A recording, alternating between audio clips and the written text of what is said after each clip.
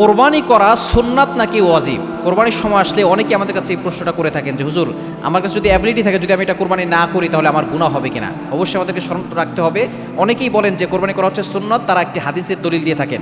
নবী সাল্লাল্লাহু আলাইহি ওয়াসাল্লামের কাছে সাহাবা একরাম জিজ্ঞেস করেছেন, মা হিয়াল আযাহি ইয়া রাসূলুল্লাহ, হে আল্লাহর রাসূল, এই কোরবানি করা এটা কি?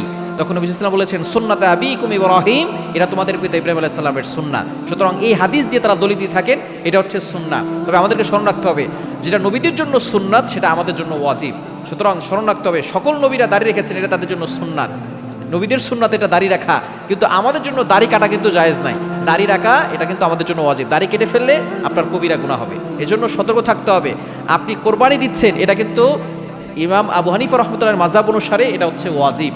আমরা অবশ্যই কোরবানি দেওয়ার চেষ্টা করবো যাদের অ্যাবিলিটি আছে, যার কাছে 52.5 তলা রূপা এবং 7.5 তলা স্বর্ণ আছে।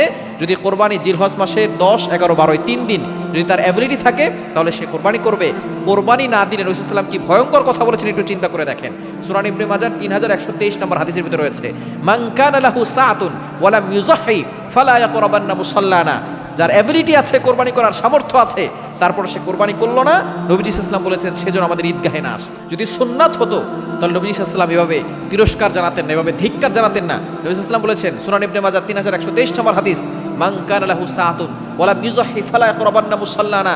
যে ব্যক্তি কোরবানি করার সামর্থ্য আছে কিন্তু কোরবানি করলো না, সে যেন আমাদের ঈদগাহে না আসে।